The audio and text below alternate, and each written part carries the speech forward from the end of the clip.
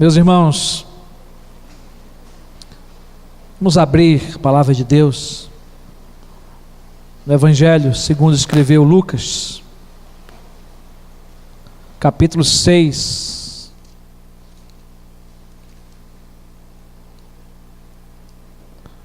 Evangelho de Lucas, capítulo 6, versículos 12 e 13.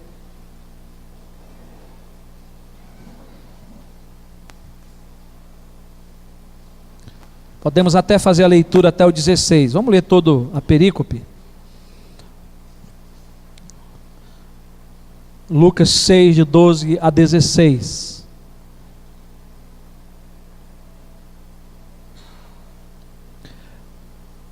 Todos acharam? Amém? Naqueles dias, retirou-se para o monte, a fim de orar, e passou a noite orando a Deus. E quando amanheceu, chamou a si os seus discípulos, e escolheu 12 dentre eles, aos quais deu também o nome de apóstolos: Simão, a quem acrescentou o nome de Pedro, e André, seu irmão, Tiago e João, Filipe e Bartolomeu, Mateus e Tomé, Tiago, filho de Alfeu, e Simão, chamado Zelote, Judas, filho de Tiago, e Judas Iscariote, que se tornou o traidor. Lembre que Lucas está escrevendo depois dos acontecimentos, por isso que ele cita Judas como o traidor. Nós vamos mais uma vez orar ao Senhor. Querido Deus, nosso eterno Pai, Deus Todo-Poderoso, Tua palavra foi lida, Senhor. Traga para nós o ensinamento, ó Deus, para que nós possamos crescer em relacionamento contigo e entender esse meio de graça tão maravilhoso que é a oração que o Senhor nos deixou. Fala conosco, Pai. Nós oramos em nome de Jesus. Amém. Meus irmãos, nós temos demorado mais tempo falando sobre a oração como meio de graça. Eu acredito que nós temos sido abençoados, nós temos crescido nesse período, e hoje estamos trabalhando, se eu não estou enganado, o terceiro texto, né, no livro de Lucas, aprendendo com as orações de Jesus no livro, no Evangelho, de Lucas.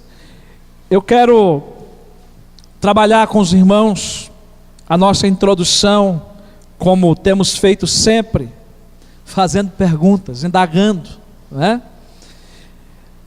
E hoje a nossa pergunta é: o que você faz antes de tomar decisões? O que você faz antes de tomar decisões? E se você tiver que tomar decisões que envolvam o seu futuro para sempre, como cristão, o que você faria antes? Ou o que você fará antes? Na nossa caminhada terrena, sempre temos que tomar decisões. Qual a profissão exercer? Talvez não seja mais o problema de muitos aqui, ou o sonho de muitos aqui. Onde fazer a faculdade? Que faculdade fazer? Que curso fazer? Talvez também não seja mais a procura, não é? Ou a espera de muitos aqui. Mas muitos ainda passarão por esse tempo. Com quem vou casar? Aonde vou morar? Vocês percebem que são decisões que marcam a nossa vida. Mas o que a gente tem que fazer antes de tomar grandes decisões? Bem, o nosso Deus Todo-Poderoso, o Senhor, o Criador, o preservador de todas as coisas, Ele sabe as respostas para todas essas perguntas. Ou não sabe? Sabe. Deus é soberano, Deus é conhecedor, Ele é onisciente, onipotente, onipresente, não é? Ele está em todos os lugares, Ele é onipresente, Ele é onipotente, Ele tem todo o poder, e Ele é onisciente, Ele conhece a nossa mente, e Ele conhece o passado, o presente e o futuro, porque Ele é eterno. E glória a Deus por isso, porque a palavra de Deus, não é, nos fala claramente a respeito desses atributos de Jesus. Então o Senhor, o nosso Deus, Ele tem resposta para todas essas nossas perguntas, mas muitas vezes nós não temos. Mas o que Ele requer de nós como seus filhos? O que Jesus nos ensina a fazer antes de tomarmos decisões importantes? O que Jesus nos ensina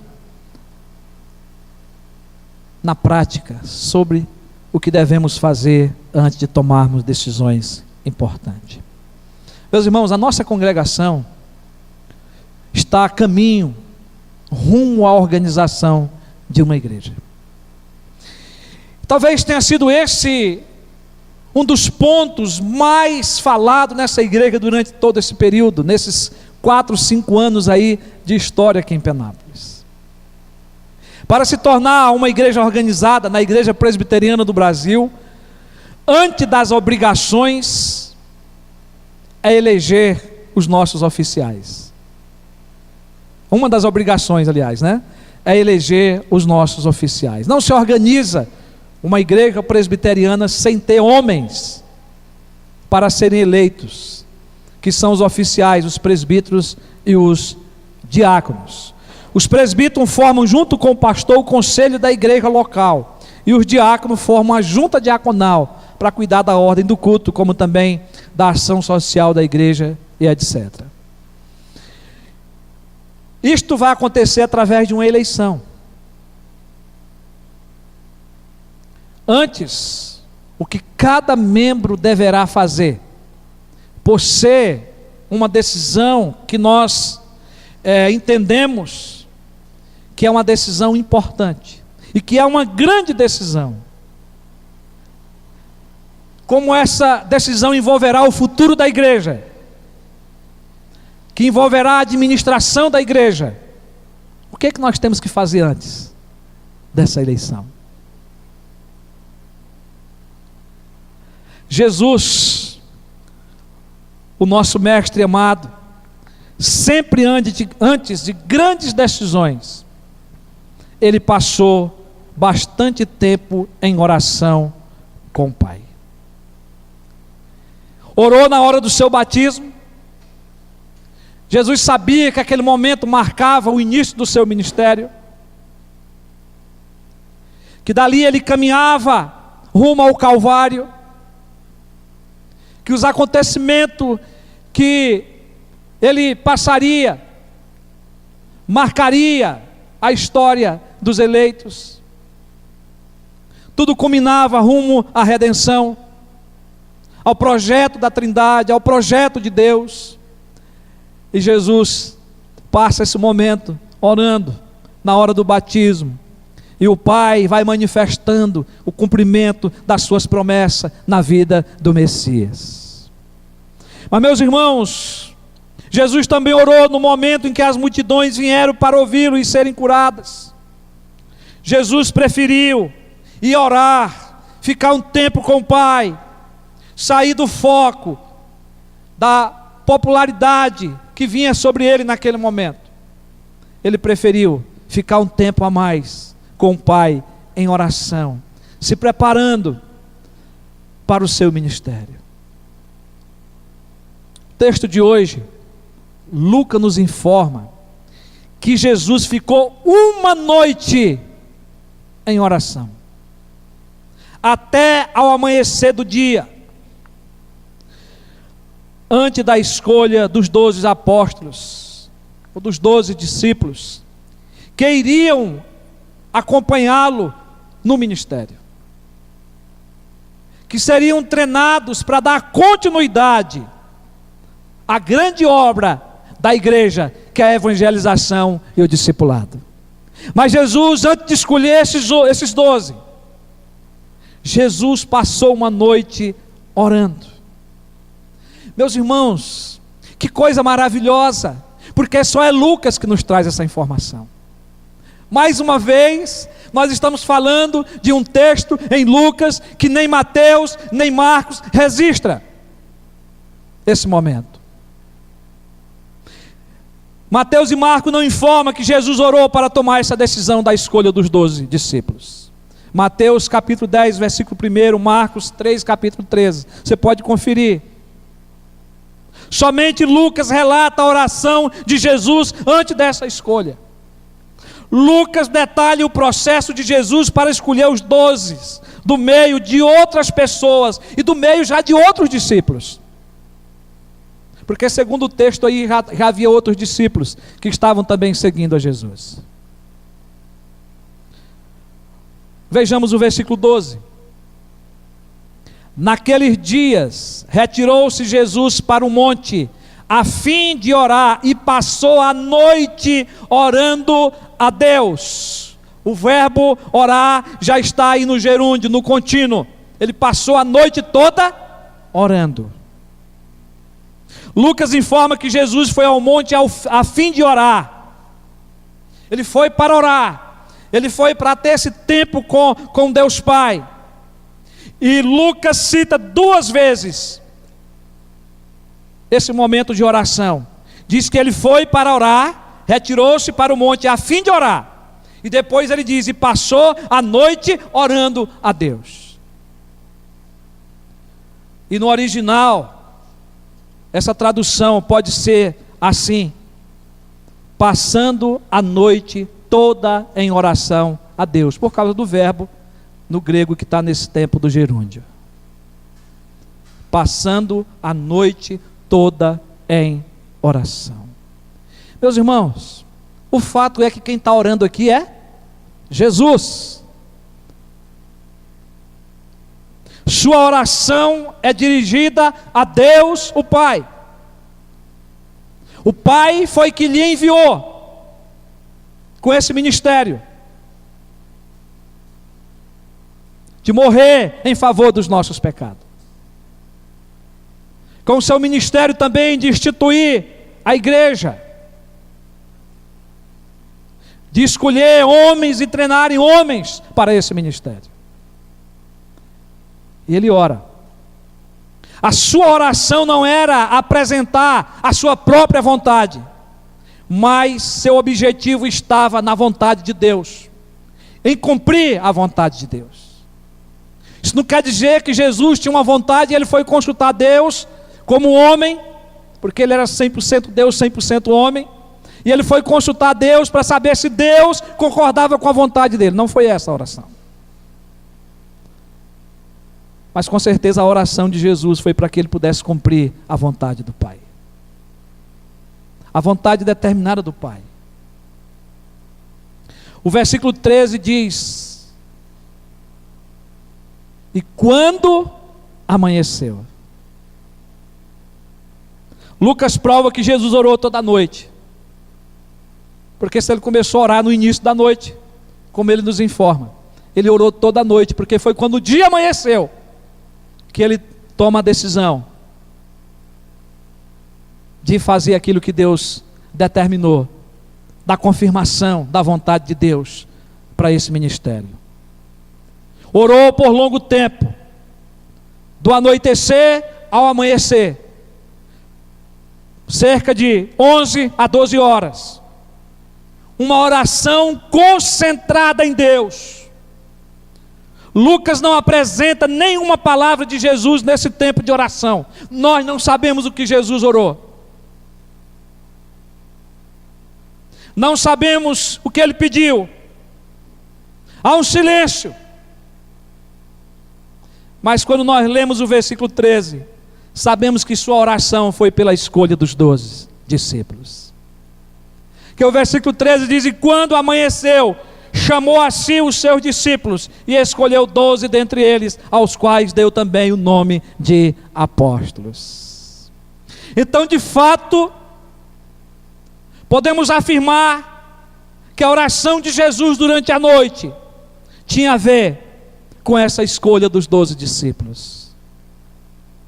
Jesus perguntou a Deus quem escolheria, e com certeza recebeu a confirmação de Deus. O versículo 17 informa que havia muitos outros discípulos. Se você olhar aí ao contexto posterior, Diz: e descendo com eles, parou numa planura onde se encontravam muitos discípulos seus. Então havia muitos outros discípulos, seguidores de Jesus. Contudo, era necessária uma escolha. Isso não quer dizer que Jesus não sabia como Deus quem seria eles, mas como homem, humanamente falando, ele se recolhe à vontade de Deus. Ele se recolhe para ouvir a confirmação de Deus. É claro que Jesus sabia quem seriam seus discípulos. Entretanto, como Filho de Deus, na figura humana e na função de seu ministério terreno, ele prestava obediência ao Pai. E por isso nada fez sem oração.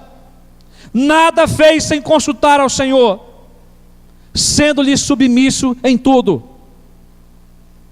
E Jesus é um exemplo para nós de submissão e de oração. Orou para ter resposta certa a respeito de quem escolheria. Então, a escolha dos 12 discípulos foi vontade do próprio Deus. Meus irmãos, um discípulo é um aluno, é um estudante, é um aprendiz.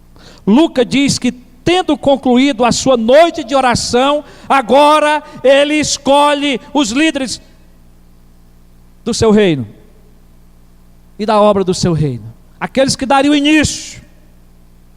Entre esses discípulos, escolheu 12 deles, e Jesus também já deu o nome deles de apóstolos. Apóstolos são os enviados com uma mensagem, porque eles não iam só ficar ali, mas eles seriam aqueles enviados que sairiam pregando o Evangelho, levando o Evangelho. E os irmãos sabem que foram esses homens que trabalharam também na plantação de igrejas. Eles passariam a serem os mensageiros, e mais do que isso, seriam os representantes e embaixadores do reino de Cristo na terra. E esses discípulos fizeram outros discípulos, para que hoje nós, como igreja, estivéssemos também responsáveis, como embaixadores de Cristo que somos, como Paulo, não é? Deixou muito claro para nós. Nós agora não somos 12, como enviados só na plantação de igreja, na pregação do Evangelho em outros lugares. Até podemos ser enviados, sim. Não somos mais testemunhas oculares para sermos chamados de apóstolos, porque também esse é o sentido bíblico. Mas nós somos discípulos de Jesus para fazer discípulos de Jesus. Nós somos também embaixadores do reino de Cristo. E hoje nós somos discípulos de Cristo por causa daqueles 12 discípulos que foram escolhidos, que fizeram discípulos de Jesus. E essa rede de discipulado continua até hoje para a glória de Deus. Os eleitos sendo ensinados, sendo treinados, até a volta de Cristo. Mas, meus irmãos, aos olhos humanos, foi uma decisão difícil de tomar. Cada um dos discípulos escolhidos tinha muita diferença de caráter e personalidade. Pedro era decisivo em ser o primeiro entre todos. As qualidades daquele que queria estar à frente, decidir todas as coisas. Filipe era calculista em tudo. É só você ler sobre a multiplicação dos pães que você vai ver lá Filipe fazendo os cálculos. Detalhista, calculista. João era o pensador, aquele que estava sempre pensando, sempre viajando.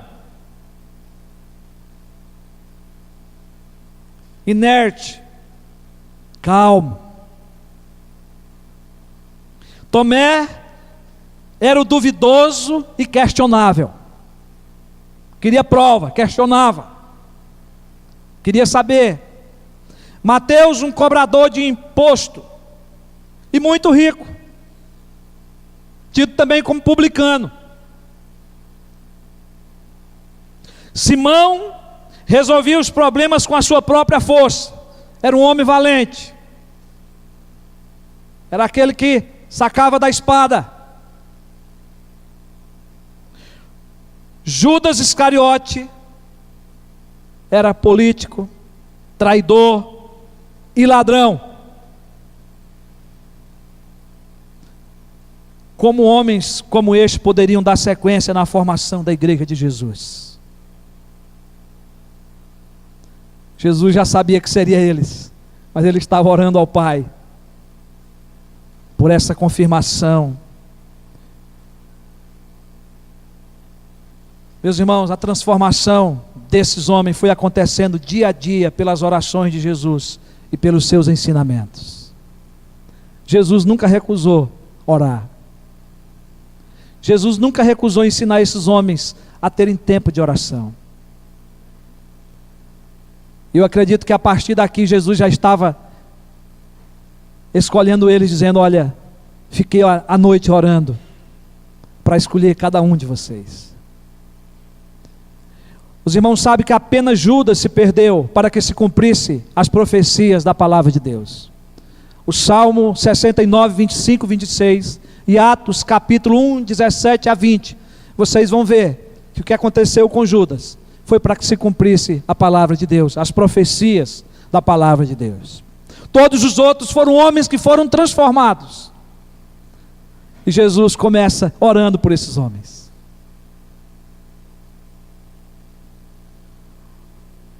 Os demais são apresentados por Lucas em Atos, como aprovados por Deus e dedicados na pregação e no ensino da palavra. Homens de fé e de oração. Homens de fé e de oração. Tudo foi resultado da escolha de Jesus em oração. Ele orou toda uma noite para receber de Deus essa confirmação. Por isso, nosso tema é a oração de Jesus para escolher os seus discípulos. Mas o que é que nós podemos aprender, meus irmãos, com essa oração de Jesus? O que podemos aprender com essa oração de Jesus? Irmãos, primeiramente, a oração de Jesus, a sua oração nos ensina paciência. Porque Jesus orou por toda uma noite. Uma noite toda em oração. Eu já tive testemunho de muitas pessoas que tiveram que passar uma noite sem dormir orando. Eu não posso confirmar que já fiquei uma noite toda, mas eu já fiquei boas horas de uma noite diante de Deus em oração. E tendo que tomar grandes decisões ao amanhecer do dia. E Deus falou. E Deus respondeu. E eu tomei a decisão. E pela graça de Deus, pela vontade soberana de Deus, estou aqui hoje no ministério. Porque uma dessas noites de oração foi orando a Deus para que Deus me respondesse com respeito ao meu chamado. Deus ouve, mas nós temos que ter paciência.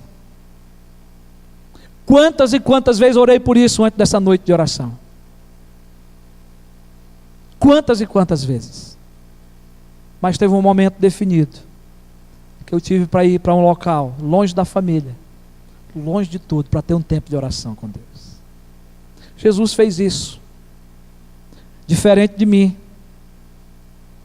Eu não aguentei ficar a noite toda, mas Lucas diz que Jesus ficou a noite toda. Jesus nos dá o exemplo de orarmos com paciência e perseverança. Em momento de grandes acontecimentos na vida, devemos orar com paciência e esperar a resposta em oração. Nunca devemos tomar qualquer decisão sem perseverar com sinceras orações. O mestre deu um exemplo importante para seguirmos. Lucas, tempo depois, nos apresenta a parábola de Jesus ensinando a orar com paciência. E essa parábola também só está em Lucas. E ele diz que devemos orar e não desanimar até receber a resposta. Lucas capítulo 18, do versículo 1 ao versículo 8. Jesus orou com paciência uma noite inteira até a resposta de Deus chegar. E também nos ensina a orar até recebermos a resposta de Deus. Segundo essa parábola, devemos orar sempre e nunca esmorecer. Capítulo 18, versículo 1. Orar sempre e nunca esmorecer é orar com paciência e com perseverança. E esse é o ensinamento de Jesus. Nós aprendemos no Salmo 40 que o salmista orou com paciência pela ajuda de Deus, o Senhor. E ele escutou a sua oração, lhe ouviu o seu pedido de socorro. Deus lhe respondeu. A segunda lição, meus irmãos, ou o segundo ensinamento que nós podemos ter, é que a oração de Jesus, a sua oração ensina submissão. A sua oração, a oração de Jesus, era centralizada na vontade soberana de Deus.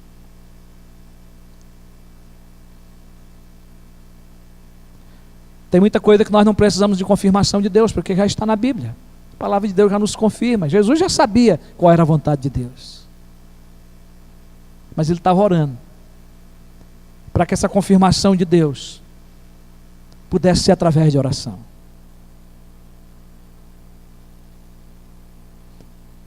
O versículo 12 e 13 diz que Jesus passou a noite orando até o amanhecer e depois chamou a si os seus discípulos e escolheu 12 dentre eles. A oração de Jesus não era uma oração somente para receber a confirmação de Deus, humanamente falando, como eu já falei aqui. Sobre a vontade determinada de Deus, ele já sabia essa vontade determinada. Mas sim, submeter-se a essa vontade soberana de Deus, decidida por ele, e ao mesmo tempo em que orava, ele estava praticando essa vontade. Talvez é difícil a gente ter esse entendimento, porque nós somos incapazes, nós somos humanos, nós somos finitos. Mas Jesus está orando, ele sabe a vontade já determinada por Deus, mas ele se submete a essa vontade de Deus decidida por ele, e ao mesmo tempo que orava, ele estava praticando essa vontade. Meus irmãos, Jesus sabia que na vontade de Deus estava Pedro, que era sanguíneo, que um dia ele negaria. Jesus sabia que na vontade de Deus estava Judas Iscariote, que logo iria traí-lo e vendê-lo por 30 moedas de prata. E esses homens, humanamente falando, eles poderiam ser substituídos. Mas Jesus orou para que a vontade da sabedoria de Deus em escolher Pedro e Judas fosse algo que ele se submetesse ao Pai e obedecesse à vontade de Deus, para que ele pudesse trabalhar a vida desses homens até o último momento da sua vida. E vocês sabem que Jesus lavou os pés de Pedro, que não queria que Jesus lavasse, e depois que Jesus diz: olha, você não vai ter parte comigo, ele diz: então me dá logo um banho, me lava por completo. Jesus diz: não precisa, só precisa os pés. Mas Jesus também lavou os pés de Judas, o seu traidor. Jesus entendia os propósitos de Deus, porque ele orava, e a sua oração era submissa. Meus irmãos, tempo depois Jesus orou no Getsêmani. Lucas informa que ele orou de joelhos. Jesus orava dizendo: Pai, se queres, passa de mim esse cálice, contudo não se faça a minha vontade, e sim a tua. Jesus também aqui já sabia a vontade de Deus. Jesus sabia que a vontade do Pai, a decisão da Trindade, era que ele passasse pela cruz e morresse pela nossa redenção, derramasse o seu sangue pelos nossos pecados, mas na sua humanidade orou se submetendo à vontade soberana de Deus. Lucas informa que a sua agonia era tão grande que veio um anjo do céu que o confortava. Seu estado era de tamanha agonia que ele orava mais intensamente, e aconteceu que o seu suor se tornou em gota de sangue caindo sobre a terra. Lucas 22, de 43 a 44. Jesus orou centrado na vontade soberana de Deus. Jesus, durante o seu ministério, não só orou centralizado na vontade soberana de Deus, mas também ensinou sobre ela.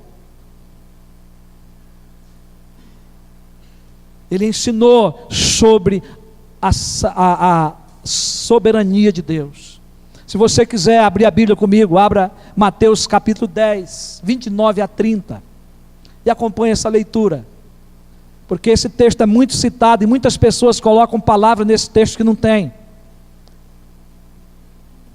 Eu quero dizer para você que esse texto não diz que nem uma folha de uma árvore cai sem o consentimento de Deus. Já vi muitos pregadores citando, e não tem na Bíblia, mas tem o que está aí. O texto diz, Jesus diz que não se vende 2 pardais por um aze, e nenhum deles cairá em terra sem o consentimento de vosso Pai. E quanto a vós outros, até os cabelos todos da cabeça estão contados.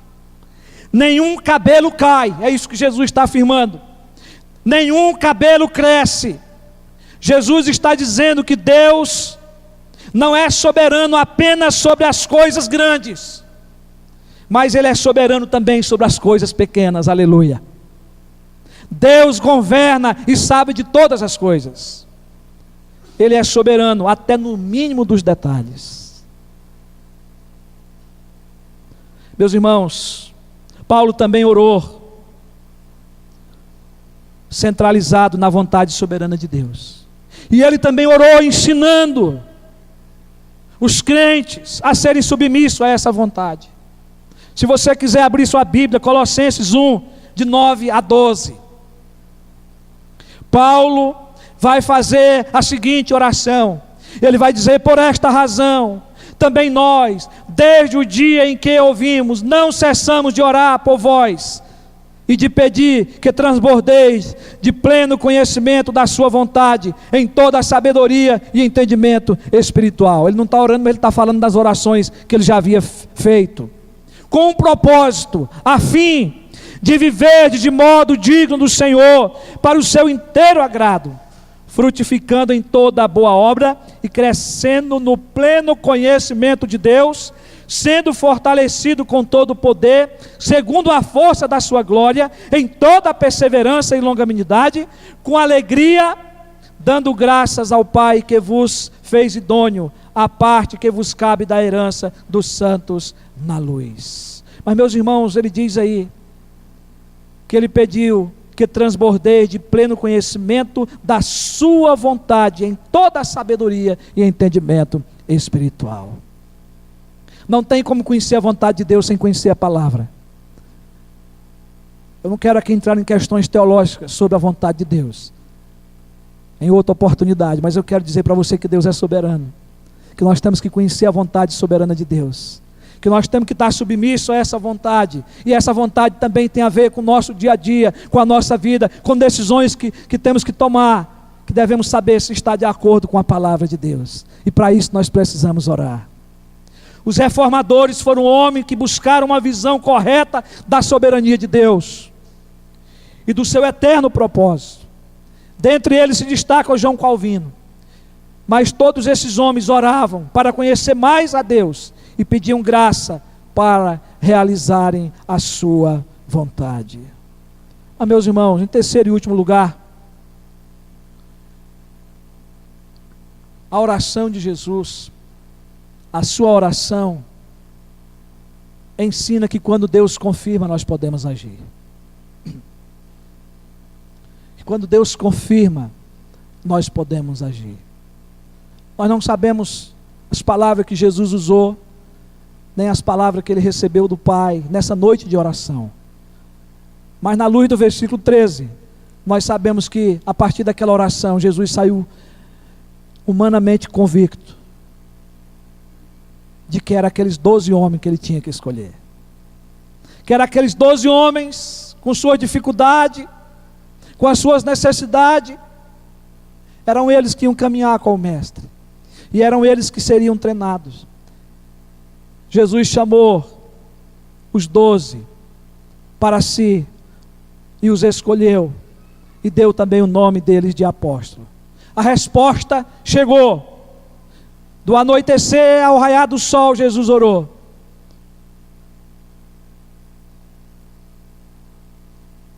E o que nós podemos aqui até afirmar é que se essa resposta não viesse ao coração de Jesus, humanamente falando, ele continuaria orando. Ele continuaria orando. Porém a resposta veio. Ele agiu em resposta da oração. Sua escolha seguiu a orientação de Deus de forma absoluta. A escolha de Jesus foi do próprio Deus. William Hendricks comenta que após Jesus ter recebido a resposta de sua oração fervorosa, escolheu os 12 apóstolos e organizou a igreja em sua manifestação neotestamentária, transformando-a numa instituição para o bem da humanidade. Mas ele orou primeiro. Lançou o fundamento para uma empresa missionária de alcance mundial, obra que ainda prossegue nesse curso. E ainda ele comenta que em seguida, com a força dessa oração, Hendricks fala que ele curou muitos enfermos. Está aí no versículos 17 a 19.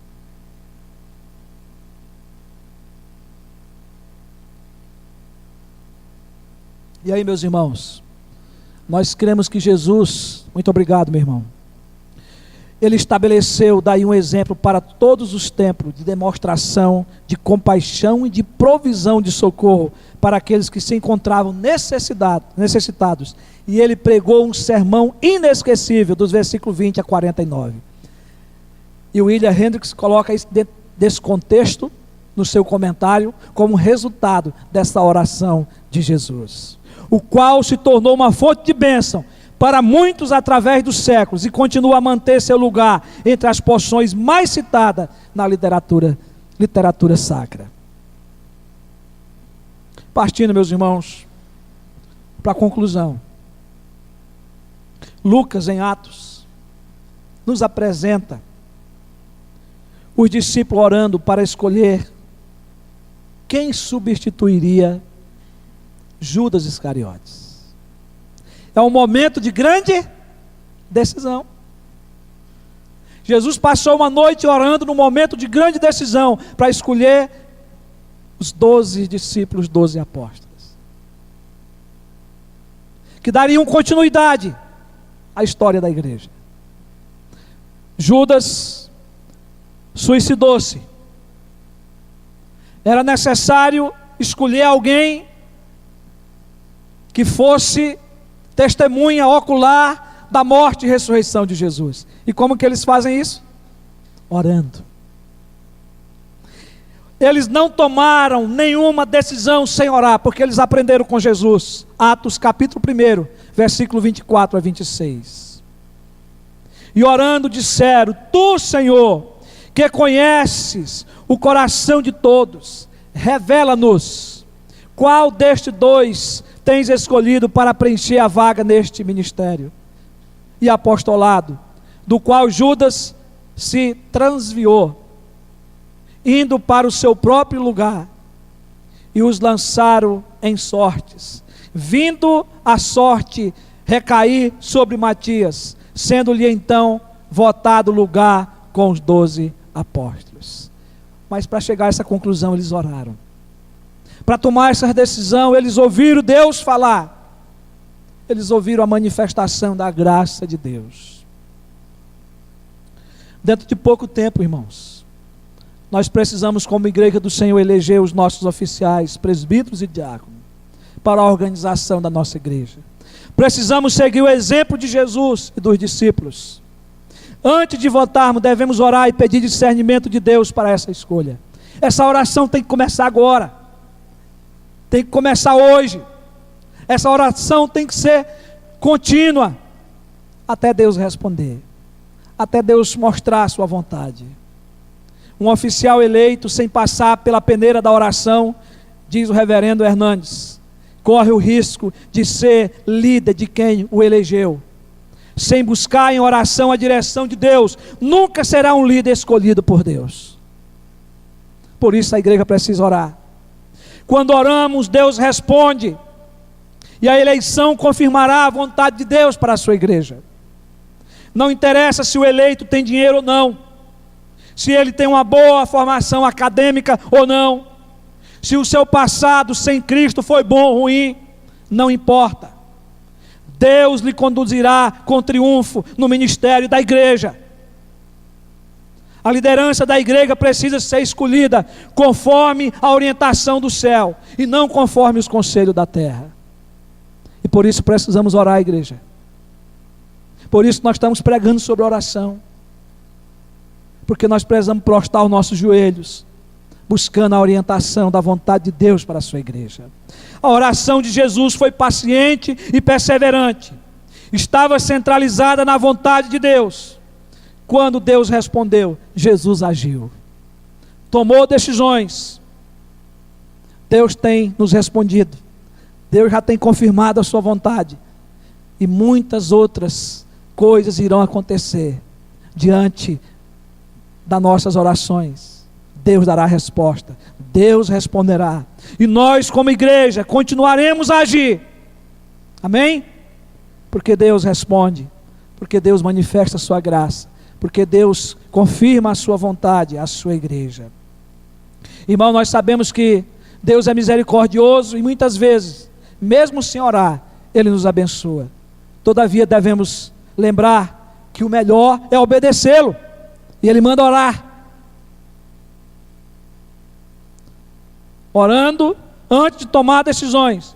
Pedir discernimento, pedir orientação na palavra, para depois tomarmos decisões.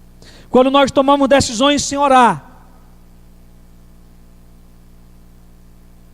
e esperar uma direção de Deus, sem orar, corremos o risco de sofrermos consequências graves e irreparáveis.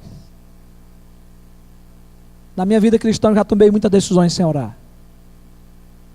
Pela misericórdia, algumas sofri pouco. Com a misericórdia também de Deus, por outras eu sofri muito. Que Deus tenha misericórdia de nós e nos ajude a orarmos com paciência e submissão a Deus, até entendermos o melhor dEle para nossas vidas e para a sua igreja. Depois da certeza e convicção de que o Espírito Santo nos conduziu pela palavra e nos concedeu o discernimento correto, podemos agir. Que Deus nos abençoe.